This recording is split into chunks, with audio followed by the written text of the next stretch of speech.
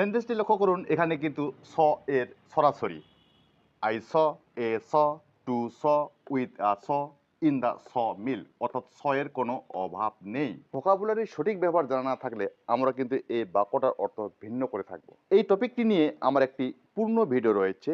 এই ভিডিওর রিলেটেড ভিডিওর সেকশনে লিঙ্ক দেওয়া রয়েছে, প্রয়োজনে দেখে নেবেন। তো এখানে মূলত আমরা এতগুলি যে স দেখতে পাচ্ছি, এখানে ঘাবড়াবার কিছুই নেই। এখানে এক এক স এক এক রকম অর্থ প্রকাশ করেছে। আমরা জানি সি এর পাস্ট টেন্স স, তাহলে সি এর পাস্ট টেন্স যদি স হয়ে থাকে তাহলে আই স আমি দেখলাম, এ স একটি দেখা, টু স দেখিতে, টু এর পরে ভাবের বেস ফর্ম হয় টু সি হওয়ার কথা, কিন্তু আমরা সেটা ব্যবহার করি নাই। উইথ আ স একটা দেখার সাথে, ইন দ্য স মিল দেখা মিল। আসলে অর্থটি এমন নয়, অর্থটি দাঁড়াবে আমরা যদি প্রতিটি ওয়ার্ডের বেঙ্গলি মিনিংগুলি বের করে নেই, তবে এটি বাংলা কথা খুব সহজ হয়ে যাবে।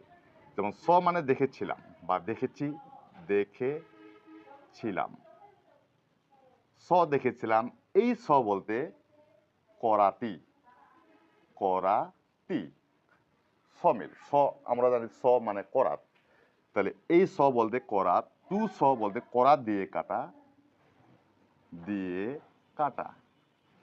আমরা যদি ভোকাবুলারির সঠিক ব্যবহার জানি তাহলে এই সেন্টেন্সটির বাংলা অনুবাদ করতে আমাদের জন্য খুব সহজ হয়ে যাবে।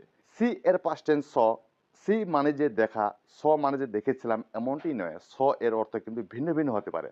যেমন আই স আমি দেখলাম, এই স অর্থাৎ দেখা। আ স একজন, এই স অর্থাৎ করাতি। আই স এ স আমি একজন করাতিকে দেখলাম। টু স করাত দিয়ে কাটতে।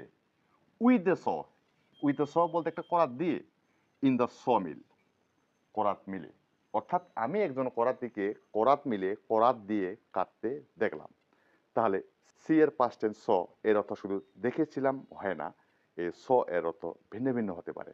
তাই ভোকাবুলারি জেনে রাখাটা আমাদের জন্য অতি জরুরি। আমরা যত বেশি ভোকাবুলারি জানবো, আমাদের ইংলিশের স্কিল তত বেশি বেড়ে যাবে।